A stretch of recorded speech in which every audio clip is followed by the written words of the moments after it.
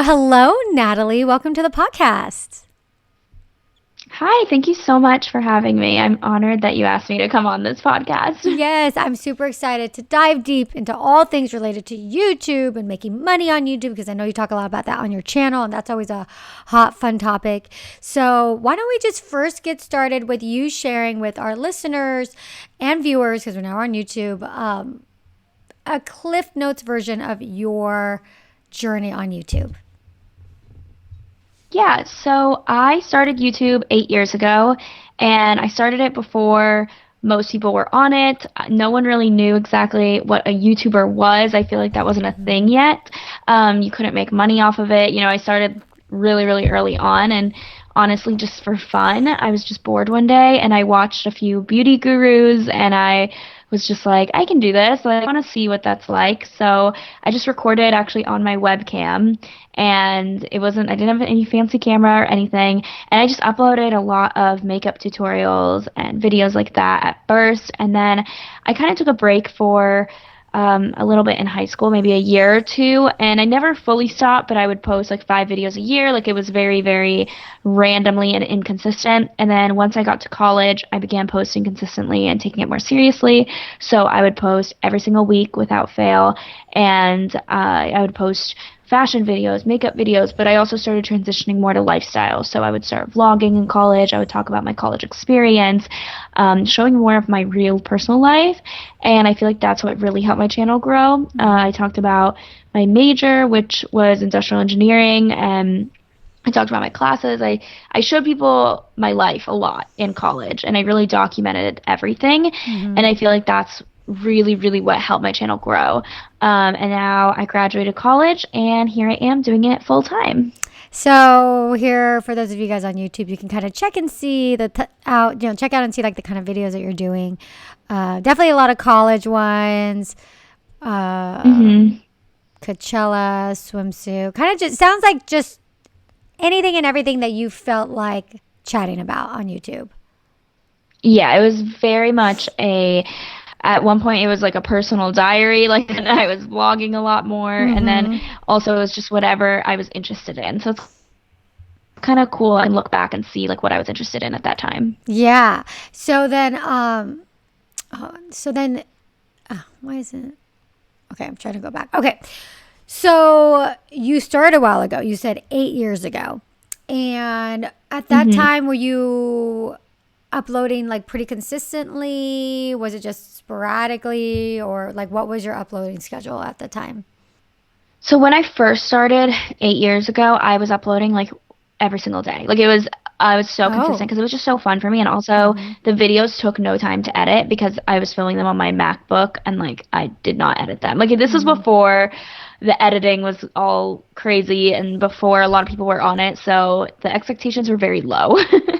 But then I did take that break, and that I do think hurt me in the sense that I wasn't growing at all in those like 2 years, I would say, or I was growing very, very slowly. And then once I got to college, I started uploading once a week. And then I believe my senior year of college, so maybe 2 years ago, I started uploading twice a week. So now I am uploading 2 to 3 times a week currently. Got it. Okay. So when you went to school in college, what did you study? Industrial engineering. Okay. So you went to school for industrial engineering, but prior to that, you had already started your channel in high school, right? Yeah, yeah. And it was purely for fun. Like, I don't Mm-hmm. think I ever got paid or anything like that. Okay. And so you went to school to study industrial engineering, and then you picked back up on your YouTube channel when you were in college. Yep, yeah, it was always a thing on the side. I Okay. never thought that it could be my full-time job ever. So then what happened to made you decide to not go in the direction of what you studied in school and instead now do YouTube full time? Because it hasn't been that long since you've graduated. You said 2 years. Yeah. Okay. Yeah, I graduated last year Oh, actually. last year. So Okay. So not that long. I Yeah, it's been really recent. So for me, I actually did get a full-time job after college Mm-hmm. and more in my degree. I guess I was a consultant for a large consulting company, which I aligned more with what I majored in, but I just couldn't financially do YouTube full time, to be honest. So I didn't when I graduated, but once I realized that I was surpassing what I was making at my corporate job, I quit my corporate job and now I'm doing YouTube full time. How long were you at your So corporate I job? always I was there for 9 months. Okay. And then within that time frame, were you thinking, I got to get out of this job. I want to do YouTube full time? Was that like a goal of yours? Definitely. I knew that once I graduated, before I even started my job, I would be able to eventually do YouTube full time. So that entire almost whole year while I was at my job, I've really, really tried to grow my YouTube channel. And by posting twice a week minimum, I was posting a lot more vlogs. I was being a lot more personable on my channel, I guess. I was like opening up a lot more and trying to get engaged with my audience a lot more. And I do think that my consistency in uploading is definitely what helped me the most. But yeah, once I started my job, I wanted to get out of there as quick as possible, and the timeline kept decreasing. At first, I was like, okay, I'll give it until the following year, and then okay, I'll give it until I've been here for 12 months, and then second I could, I kind of was like, okay, I'm done. Yeah. Well, congrats. I'm sure. How long have you been doing YouTube full time then? It's been about 5 months now, and it's been great. I don't regret it at all. I'm so happy. So I'm really, really happy with my decision. So, what came the shift for you in deciding then? Like you said, it's always been something for fun. Through college, it was something for fun. And then, you still went after, you got a full time. Like you said, you couldn't really afford to do YouTube full time. But what happened surrounding the idea of like, I think I'm actually really going to do this YouTube thing and not do the, engineering thing? Was there anything that happened, or what happened with your channel? Yeah. I think in the long run, the reason why I got my degree, truthfully, was to get a broad degree where I could get any job in.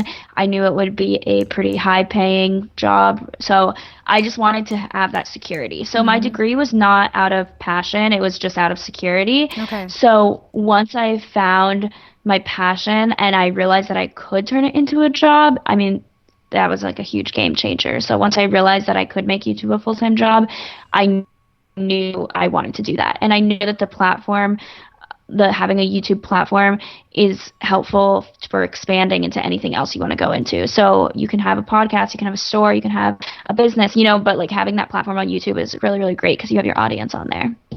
Yeah. I mean, for YouTube is huge. I mean, it could definitely be, it's like a great place, like you said, to build something, and then from there it's like a means to an end. You could do something else. You can do so many different things, because once you have an audience that loves you and you got all your true fans there, it's like there's so many opportunities. So that's exactly, yeah, that's amazing for you. Okay, so let's talk a little bit about your channel. So at this point, well, we could go back a little bit. Were you ever strategic in regards to the video topics, SEO, analytics, things like that, when you were building your channel, say, a couple years ago?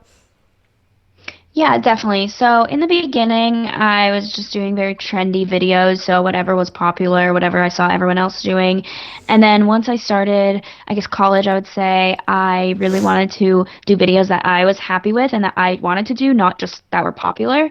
So I started doing more college content, like college vlogs, talking about what I did in school, just really showing my life on there, kind of like making it my own reality TV show, but obviously I'm the one vlogging. So I just opened up a lot more in college, and I feel like that actually, I started realizing that by doing that, you gain authentic and engaged following because they trust you, because you're opening it up to them, or they feel like they really know you personally. So I think that's what really, really helps. Instead of doing a lot of just like trending videos, I was doing a lot of things that I was proud of and that I was engaging with my audience with. Like, I wanted to be their friend. I didn't just want to be someone that they watched on YouTube. So that was always my thought process behind it. Once I started college more, I really just wanted to see like, okay, how can I make my subscribers my friends? I don't want them to just follow me because I do popular videos. Like, I want them to get to know me. And because I know if you get them to get to know you, then they stay for the long term. Yeah, really true. So for you, it was about opening up, being Mm-hmm. open up about your life, and that you probably had people that were interested in college life, essentially. Definitely, definitely. I found that audience that was my age. So instead of going after a younger demographic, I was going after people that were my age that we could be friends with in real life if we went to the same school or whatever. Yeah, that's great. So then let's talk a little bit about these videos. I'll pull them up. So your highest viewed video, um, it's about taking notes with your iPad. I know it's so random that that's actually my highest viewed video because my channel is not a tech channel or anything like that.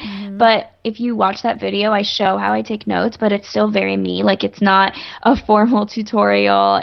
I'm talking about my classes. I'm talking about being a girl in engineering. So even though probably people that stumble upon it are just looking for like iPad reviews, it wasn't a review video, but it was still very me. Yeah. Did you get a lot of subscribers from that video? I did. Yeah, I got a lot of girls especially that are wanting to go into engineering. Okay. And so I noticed too that your other big video is all about engineering. Yeah, it's those videos did really well, I think, because I was not many YouTubers talk about their college degree or their major, and there's not a lot of girls in engineering in general. So I feel like anyone that was looking for that and looking to find someone that looked like them, represented them, like my channel would pop up if they were interested in going into that field.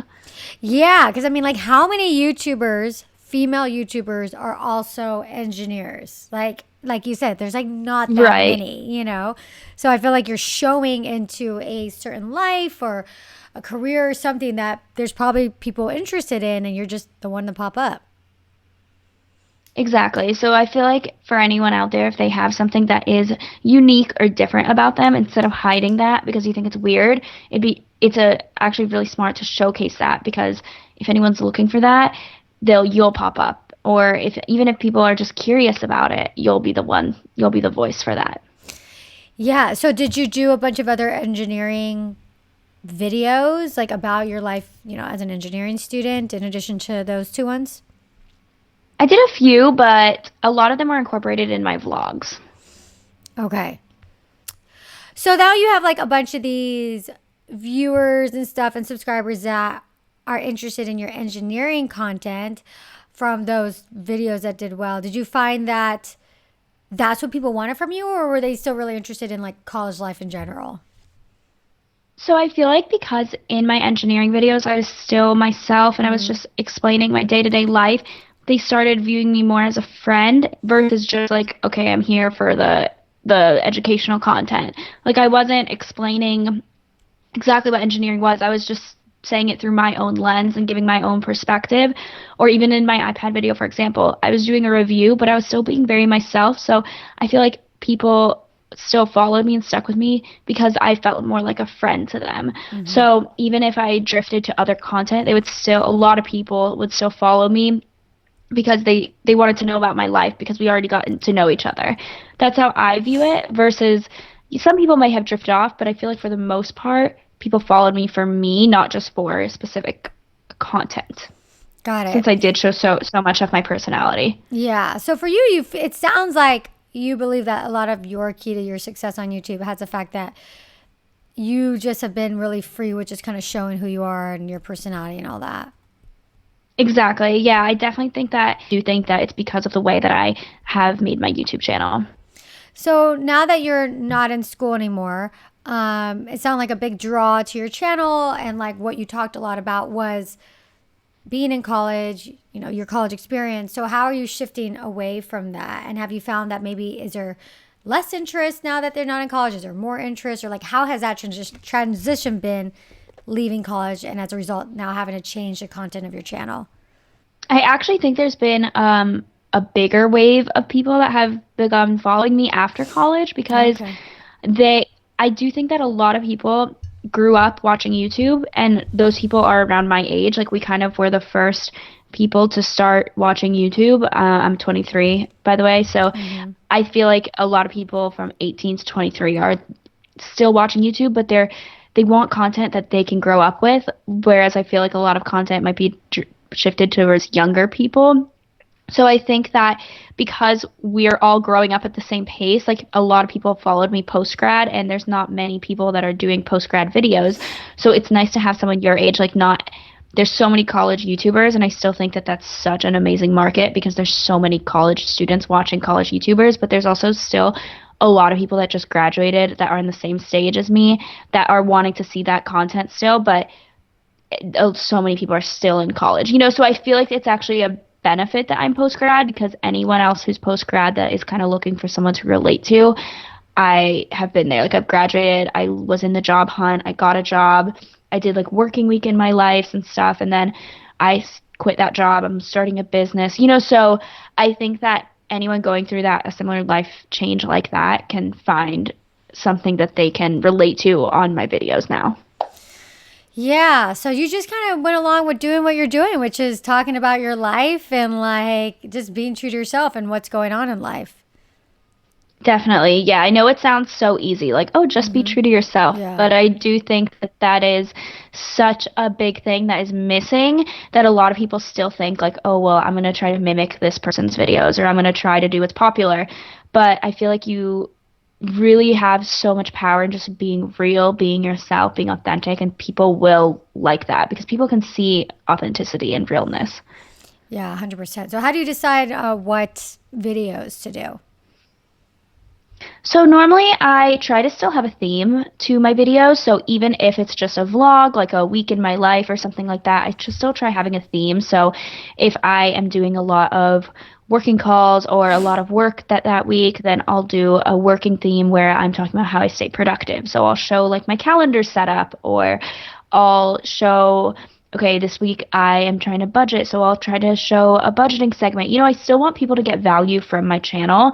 That's the biggest thing for me, is I try to be as open about and helpful about that type of stuff. So with budgeting, I'll show you how I use like my budgeting Excel sheet, or how I plan my days with Google Calendar, or I talk about like the moving process, how I just moved to New York City, so I'll be talking about how much it costs to move to New York. Like I want everything to have a theme, and I want someone to get value from every single video that I do. I don't want it to be a wasted video where I'm just like showing you my life and that's it. I want you to take something from it. So when you come up with an idea, how does that process go from like idea to the actual video being on YouTube? Take me through like that whole process. So normally I look through my calendar and I'll see if there's anything significant that I could make a whole video on. So because like I said, most of it is just my day-to-day life, I'll try to see, am I traveling? Do I have a lot of things to do? Can I make a video dedicated on like working in New York City or something like that? Or if I'm doing a lot of podcasting work that week for some reason, can I do a video on podcasting? So I try to look at using my calendar, honestly, and then once I come up with the idea, like what the theme of the video is going to be, then I make sure every day when I pick up my camera, I'm like, okay, does this fit in this video, or is this going to help anyone? Is this going to even entertain someone? But my main thing is always, what is the person watching going to take away from me filming this? So I always try to kind of think of it like that instead of just picking up the camera and recording mindlessly. So at what point do you figure out like exactly what the title is going to be, what the thumbnail is going to be? So I normally think of that like when I'm looking at my calendar, seeing what makes sense, what am I going to make the theme of that video going to be. So if it's something productive, I'll do productive week in my life. I always make sure I have like a week in my life, day in my life, weekend in my life. Those 3 titles are very, very popular for me because I know that those are searched a lot and those do well for me. So it's kind of just seeing what does well for you. But I know that those do well for me, so I always make sure to include it. I just moved to New York City, so if I'm doing a whole vlog and I'm like out and about in New York a lot, I'll label it New York City week in my life because people are always searching for New York City content, and try to kind of think of like taglines like that.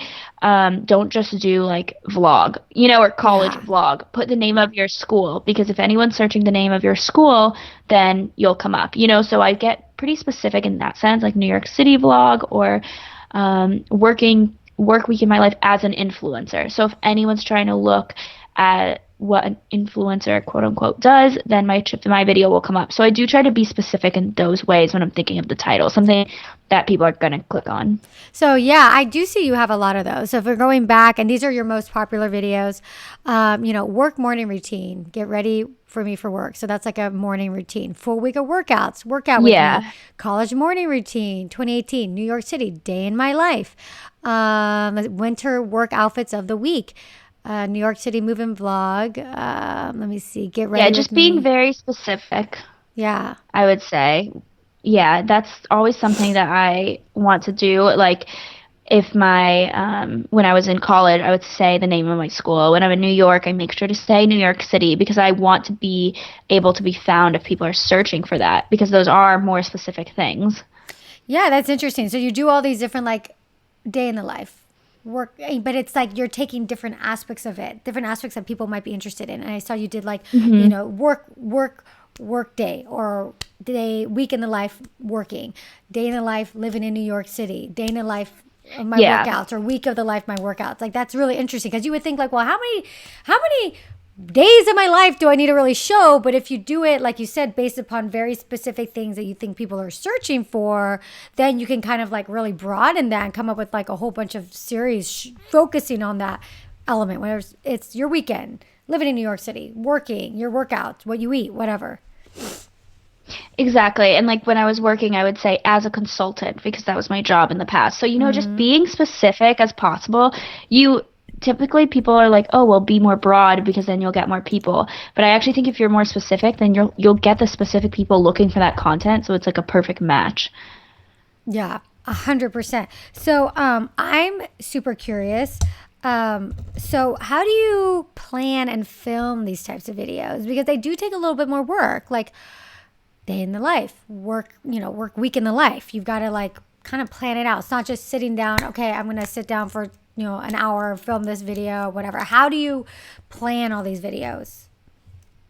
Yeah, so it's actually the filming process is nicer, I think, with these because you really do just live your normal life, like go day to day, but you need to make sure that you're recording. So if I'm going out to eat with a friend, I'll stop and be like, hey, I have to vlog. If I am going to a meeting, I'll film streets of me walking. I try to kind of make it like a story. So if I'm showing in the morning, okay, guys, I'm gonna go work out. The next clip will be me walking to my workout, and then potentially like working out at the gym. I'll do a montage. So I try to have it be consistent as if they're right there with me. I try not to do like, okay, I'm gonna go work out, and then next clip, okay, I'm back, and then the next clip, okay, I just went to do this. It's more showing, less telling. And that's something that I try to work on because sometimes I forget, and because it's not just you sit down for an hour and you film. So you really have to be like constantly thinking about it all day long because it is your whole entire day. There's no off switch. So I mean, in that sense, it can be hard because there is no off switch and you're constantly thinking about it. But it is easy because you don't need to block out like a chunk of your day to film. So then do you think ahead of time? Do you like map it out? Because you said you have like a story that you're telling. So do you like deliberately plan it out? Do you like write it out like, okay, I'm gonna get up, go to the gym. Like, do you have like a whole outline before you even get started? Or is it just kind of like has your day progressed as you whip out the camera? It's as my day progresses, I whip out the camera. I don't ever plan them out really at all. It's just like being reminded that, okay, I have to take out my camera when I'm doing this. So it's really just a natural progression. And I don't really do pre-planning at all. I would imagine that. How many of these types of videos would you say you've done? Day in the life, day of, week of the life. Oh my gosh, so many. I feel like I want to say 50, but I feel like that's a lot. So maybe like 20 to 30, So I would I imagine would like say. by Because most now. of my videos now, Yeah, no, keep going. yeah, most of my videos now are those. Almost all my videos that I film now is some sort of vlog style like that. So either consists of one or multiple days in a row. Just because I know that that's what people are interested in That's for what my they channel like. specifically. Yeah, for you, that's what they like it. So then how do you organize all the everything for, when you sit down? I'm assuming you're doing your own editing, or do you have an editor? Yes, I do my own editing. So once the video is wrapped up, I basically just import the footage to my camera or import the footage to my laptop and start editing it. Normally they take me 3 to 4 hours from like importing to exporting. It'll take me like 3 to 4 hours per video. Got it. And so you just have like a bunch of little clips from your phone that you put in there. Yeah, from my camera. I just have a bunch Oh, of your clips, camera, put them yeah. together. Yeah. And then put some background music, add the titles. I have to run through it to make sure it looks good and all of that. What do you use to film when you're vlogging? I use my G7X. I actually have it right here next to me. So it's just this camera right here, Canon G7X Mark II. So then you keep that in your bag, your purse, and then when you're out and about, whip it out, and then you just start filming. Yep. It's a small enough camera that I can take it anywhere with me. And if I happen to forget my camera, but I still want to vlog, I'll use my iPhone. So the quality will shift, but people still just want to see what you're doing, and that's the most important thing, I think. Do you ever bring like a tripod with you? Like if you're at the gym, like sometimes you put it down so people can see it. Do you ever do situations where you're like trying to set up a scene and you're by yourself, or do you have friends now and then help you, or like how do you get some of these more kind of difficult shots? Yeah, so the gym is always the most difficult because I always feel uncomfortable getting people in the background because they Yeah. probably don't want to be filmed at the gym. So I always am conscious of that. So I will try setting it up like on a bench near me or something near me. Like I try propping it up on whatever's already there. I never bring my own tripod, but I try to be as discreet about it as possible. And I'll try setting it up and just getting a few seconds of a shot whenever I can. But that's definitely the hardest part is being discreet, mindful of others, and finding props to set it up on. Yeah. That's the thing. It's like, yeah, you kind of want to be discreet. And then have you ever had any situations come up? Like people are like, oh, yeah, like, can you stop filming? Or what are you doing? Yeah, I have at like stores before. One time I was filming a vlog and I was in Topshop and someone that worked there came up to me and was like, "You're not allowed to film in here." So you just sometimes just have to put it away. But I've never actually gotten like in trouble or anything like that with it. That's You always good. get looks if you're vlogging in public. I'm sure. And by now you're probably just used to it. Yeah, definitely. So, okay, let's shift gears a little bit because one of the things you talk a lot about on your channel is like making money with your YouTube channel, which I think is great. And I think it's an important topic to discuss, especially for those of you watching this, listening to this, who aspire to be like Natalie, who are in a job and think like, I do want to do YouTube full time. Like, how can I afford it? So, what's a piece of advice you would give somebody who is in that position? They're working and they're thinking like, I need to make enough money so I want to do this full time. Yeah, I definitely think the number one thing is consistency.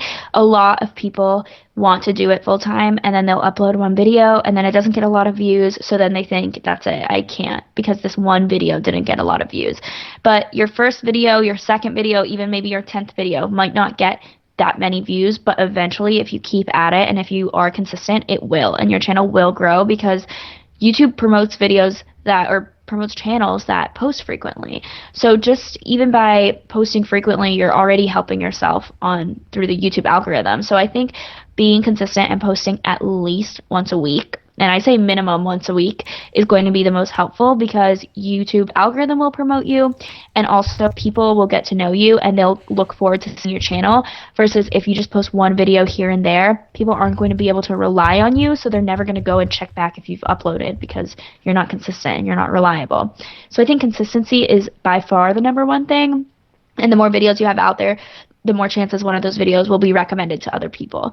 So I think consistency above all is better than anything. Even if your video isn't the best quality, just practice uploading. And I mean, YouTube is free. You don't have to pay to upload. So just, it's honestly like practice too. Like your first video might not be that great, but the more and more that you upload, the more you edit, and the more you spend time doing it, you'll get better. So, were you, when you quit your job, were you making money just from AdSense or did you have other revenue streams as well that were coming from your YouTube? Yeah, so I did have money from AdSense, but my main source of revenue is my brand deals. So those would be sponsors on videos. So if a company wants me to talk about a product or service, they would pay me for that, and that is where majority of my income was coming from. and still is coming from. It still is coming from brand deals. Yeah. Okay. And do you have a manager that helps you with that, or do you do that on your own? Yes, I do have a manager. I started by doing it on my own, and then probably when I hit around 70,000 subscribers, I would say, I had a manager. She contacted me, so I didn't even know really what a manager was before she contacted me. Mm-hmm. But if anyone is overwhelmed with emails and looking to kind of pitch themselves to more people, I definitely think looking into getting management is really helpful and beneficial.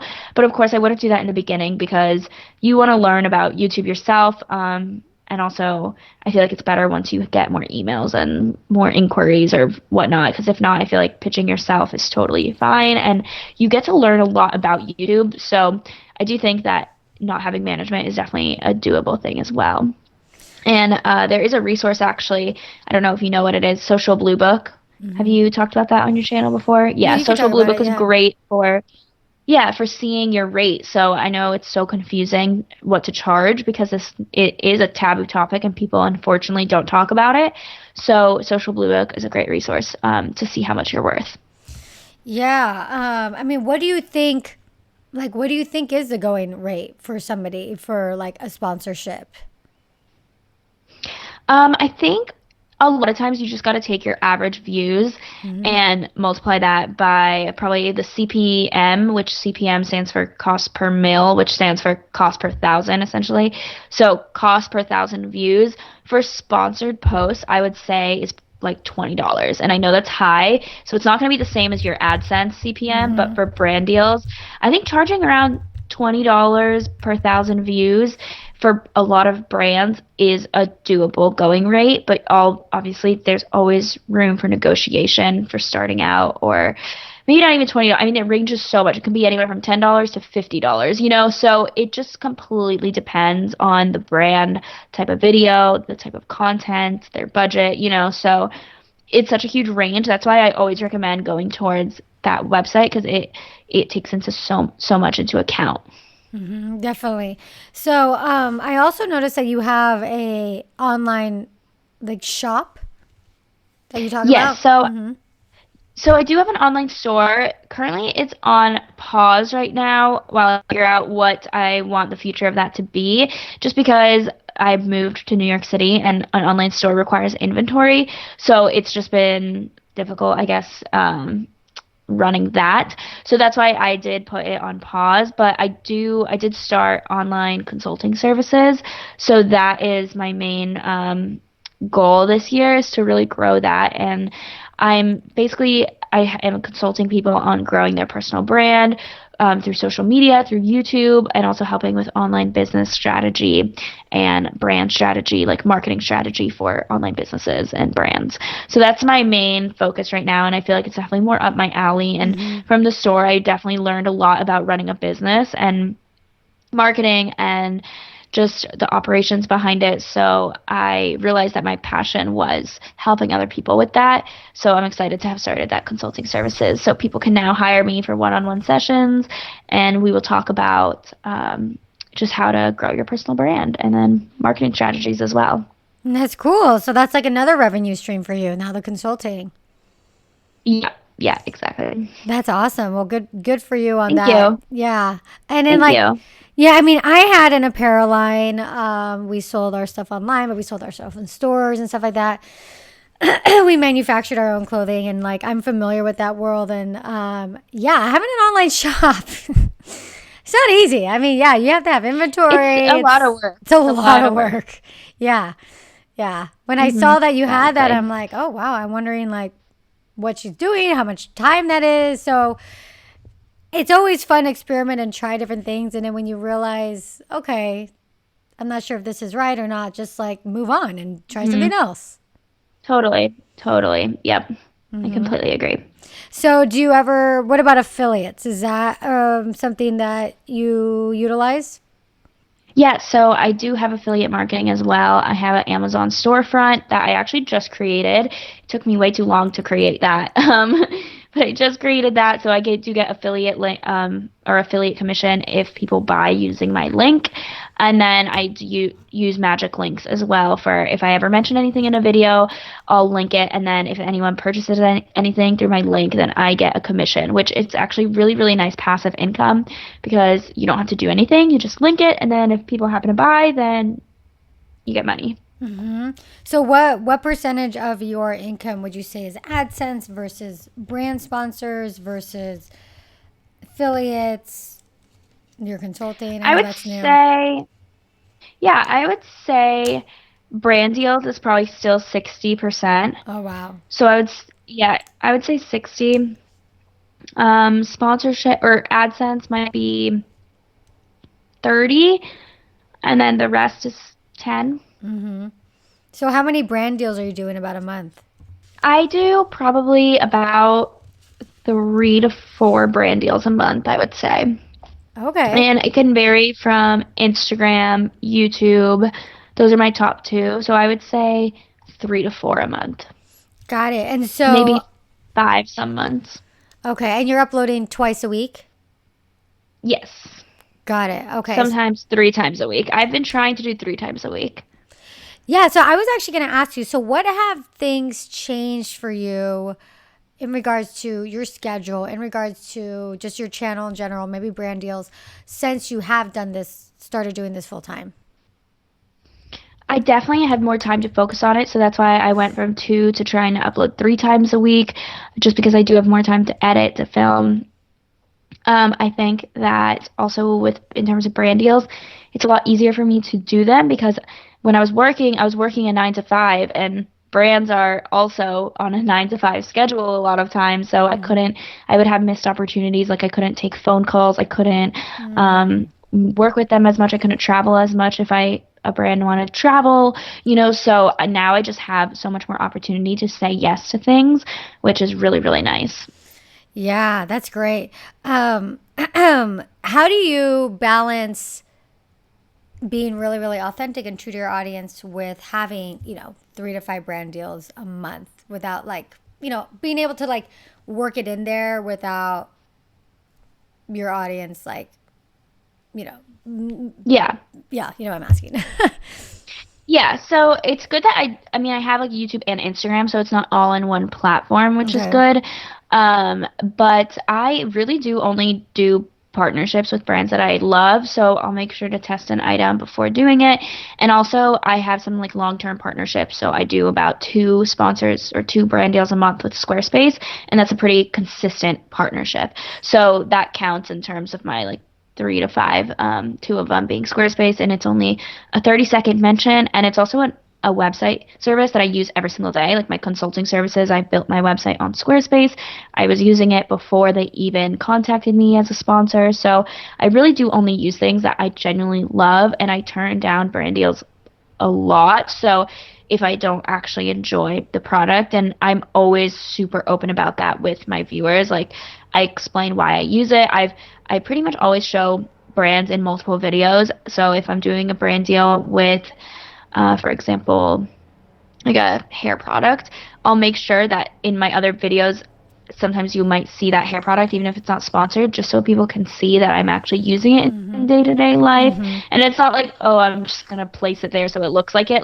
I genuinely use every single product that I promote. And I think I've just gotten to a point where I'm so fortunate and I'm so grateful that I have brands that I've been using since I was 15 years old contacting me now for sponsors. So it's easier to say yes to things versus a few years ago I was getting a lot of random brands that I didn't know of, that I didn't really love their product, and I would have to turn them down because the bigger brands that I actually use weren't really contacting me yet. So now that I have those, and I'm fortunate to have those brands, I'm getting more. But a few years ago I wasn't really doing many because I didn't care about the brands that were reaching out to me. Got it. Yeah, that's great. That's really the way to do it. You have to, number one, be authentic to your audience, but at the same time, you have to be able to support yourself and make some money so that you can actually spend time creating content for the audience. It's like this cycle, and it just comes down to being smart about it. Like you said, working with brands that you already like and that you genuinely care about. Yeah, and I'll pitch myself to a lot of brands. So if I've noticed myself using a product a lot, I'll actually be the one to pitch myself. So it's already like I've been using this product for months. I love it. Let's see if we can do a partnership.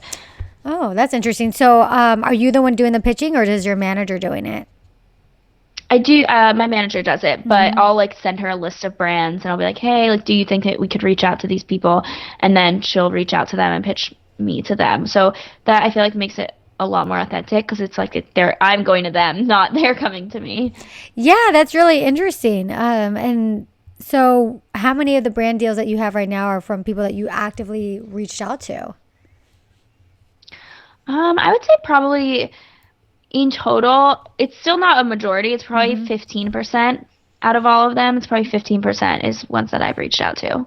That's great. I mean, that's good because I know a lot of people aren't necessarily proactive like that, especially like once they get to a certain size, you just kind of like expect people to reach out to them. And so what Exactly. I know your manager does it, but you're probably on in the loop of what she does. Like what tips would you have for influencers and YouTube creators, of all sizes, your size, a couple 100,000 subscribers or 50,000 subscribers, 20,000. What advice would you give them for pitching themselves to the brands? I would say finding out who the PR person is. So instead of just going to their website and clicking contact us, try to find a name. I've pitched myself before to people before I had a manager, and that's always what I would do. I would try to Google their PR person. You can use LinkedIn, like get creative with it. So that's always what I would recommend because having a direct contact is a lot better than just having like the contact us form that anyone can get to. And then I would make it short and sweet. So explain why you love the brand, explain what you can do for them instead of what they can do for you. So instead of saying, oh, I really love your brand and I would love for you to send me free stuff and pay me to do a sponsorship. Brands aren't going to respond well to that. But if you say, I really love your brand, these are my demographic of followers, I feel like with your new spring collection or whatever, then they might, my followers it will resonate with them. I feel like it might generate sales for you, or it will generate sales for you. Like really, really explain what you can do for them and say, I can do a video for you, which will demonstrate blah, blah, blah, or which will showcase this, things like that. Like really make it seem like they need you, not you need them. Yeah. I think that's my biggest tip. Yeah, that's great. That's great advice. Okay, so we're nearing the end of the interview.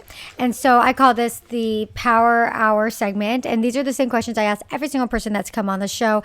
And you just respond just rapid fire. Okay, first question. What would you say are the defining moments of your YouTube career so far? I think when I went to college and when I did post-grad I had huge jumps in both of those, or when I graduated college. So you had a huge growth jump in the growth of your channel when you started talking about those things? Yeah, definitely. Got it. What is the hardest part for you about being a YouTube influencer? I think putting your personal life out there so much. So for me, because I do show my life so much, you get a lot of opinions on your own life, which a lot of normal people don't have to deal with. So anything I do is kind of scrutinized, or anything I do is out on display, and everyone has an opinion on it. So I think that's definitely hard, is not listening to those opinions. Yeah, how do you deal with that? I think honestly, I just remind myself that they don't even know who I am and that they only see 10 minutes of my life, and their opinions does not matter. Like if it's actual criticism, I will listen to it. But if it's just a mean, hateful comment, I'm just going to delete it. I block the person from my channel because I don't want them to say those mean things again, and I don't want it to kind of create a snowball effect where people feed off of each other. So I just block them and move on with my life. I mean, that's the great thing about the comment section. Like, it's like, yes, people can say what they want, and they're just some can spew hate, but you have all the control. You can delete them, you can block them, you can get rid of them, which is nice. So yeah, and there's nothing wrong with it. It's your videos, it's your platform. If you don't want that negativity there's nothing wrong with you deleting people that are exactly. I completely agree. If you didn't want to be deleted, then you shouldn't have said that. Yeah, so when you're saying something mean. Yeah. If you were to get started today on your channel, what would you have done differently?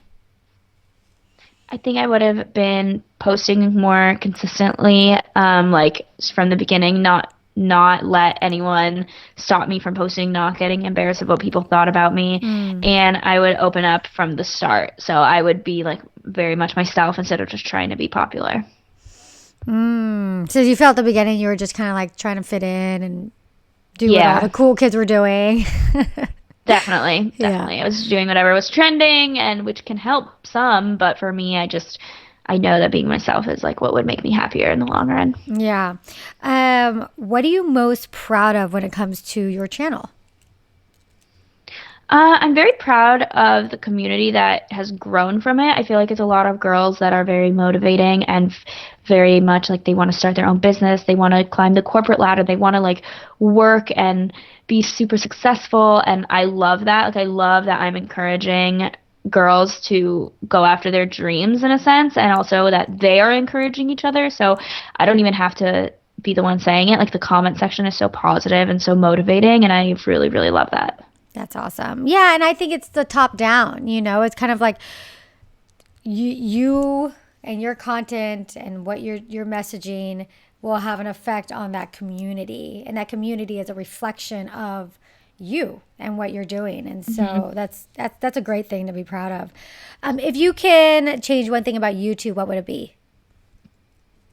I think I would change what they promote. A lot of like the trending videos, and I think sometimes are not the best. Like, they promote, I think, a lot of YouTubers that might not be the best influences to little kids that are watching it. So I think I would promote what they deem as popular and trending, or stop. I would edit that. Yeah. What has been the biggest mistake you've made on your channel? I think taking that break. So I did take a break where I basically posted like 5 videos a year when I was in high school.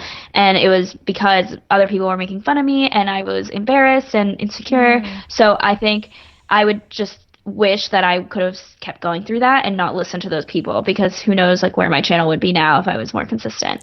So I think just never breaking that consistency. Who was making fun of you? People online or people in your real life? Oh no, it was real life. It was in high school. Like, a bunch of people from my high school would find my videos, and back then YouTube was really weird. Like, it was weird if you were Yeah. doing that. So I kind of let that get to me, and I wish that I didn't. Oh, did you learn from that experience in regards to like not letting people dull your sunshine, essentially? Definitely. I mean, I just realized that at the end of the day, this is what makes me happy. And if you care about what I'm doing with my life, that shows more on you than it does on me. So I'm just going to do me, and then you just can have an opinion, but it doesn't affect me in any way. So You have to stay that's kind of strong, but I how know went that into can it. be hard when you're in high school and you've got a whole bunch of kids talking about you and like making fun of you, or especially making fun of something that you're maybe proud of or excited about. Exactly. So that's a big tip for me, is like telling people like not to care about what people think, because even if they do make fun of you, it doesn't matter. Like, in the end, that just shows so much more on them. Yeah, yeah. What is the best decision you've made about your YouTube channel? I think talking about the things I didn't think people wanted to hear. So when when I was an engineering major, I kind of hid that at first, because I was like, no one is an engineering major. No, who cares about this? It's weird. No one's doing it as much. And then the second I started saying it, people loved it, and people were like, oh my gosh, me too, me too, me too. And I feel like so many people were also not showing it because it's not popular, quote unquote. And then post grad, I was like, oh my gosh, I'm going to like a full-time job. People are going to think my content is so boring. But people actually liked that because it was relatable and there wasn't that many people. So the things that I thought were boring and insignificant actually were the most significant. So that's something really cool. Awesome. What is the best opportunity you've received as a result of your YouTube channel? I think just some of the brand deals that I've done. Like, I've worked with companies that I have loved for so long. Like, I've worked with Nordstrom, I've worked with Lululemon, I've worked with like Neutrogena. Like, those are companies that I've been using since I was a little kid, or even when I was in high school and I was in middle school. So just having those companies kind of like recognize me as a creator, I think is just so cool. And also being recognized by YouTube. I won a YouTube Nextup competition one year, and that was just really cool that like YouTube itself recognized me as a creator. What is that competition? It's just I don't think they do it anymore, but they brought a few of us to New York for a week and kind of did like a YouTube boot camp. And you had Yeah. to be a up and coming YouTuber, so like a from 10,000 subscribers to 100,000 subscribers. So you couldn't have more than 100,000, but it was just really cool. Like the fact that they recognized me on that, I was like, wow, like that's crazy that the platform that I'm on is noticing Yeah. me. I feel like I had interviewed like another person, or I feel like I interviewed a couple people maybe who were a part of that. Yeah, it was a really cool experience. I'm not sure if they still do it though. Yeah, I don't think so. What is your YouTube superpower? Meaning, what is it about you that comes naturally to you that has contributed to your success on YouTube? I think my transparency, I am very, very open and I am very transparent. So some things that people might be like not don't want to talk about, like for example, money, I am doing it in a way to inform people and to help people, not just to be like, oh, let's just talk about money to brag or anything like that. Like it's in a way to inform people and even though I know when you do talk about sensitive subjects like that, there's a big reaction, but I feel like my transparency has actually helped a lot of people and it's been really helpful to me. I don't know, it just makes people trust you more and it makes you grow because people know that you're being honest because you're being transparent. You're literally saying like how much you're paying in rent or like how much you made in a year. You know, like those things are things that people don't really talk about. So like putting that out there, I think makes people trust you a lot more. And it's just honestly so helpful to so many people because you can't find that information on Google. Yeah, well, that's great. Well, thank you so much, Natalie, for being on the show and just sharing your experience on YouTube and your career so far. And if people are new to you, don't know, haven't seen you before, where is the best place for them to find you? Well, you can find me on YouTube, definitely, just by searching my name, Natalie Barbu, and then also on Instagram and my website if you guys are looking to build your personal brand or develop a marketing strategy for your already existing brand, then you guys can contact me and find me at nataliebarbu.com. So my name Awesome. for everything. Great. Well, Very then easy. we'll put those links in the description below and in the show notes. And if you guys are watching this, made it this far, comment. Let us know what you got out of this. Let us know anything that you might change about your channel. What inspired you from what Natalie had to say? Anything that that really resonated with you? Let us know in the comments below and we'll check them out. All right. Thank you so much, Natalie. Thank you so much for having me. Bye. Bye.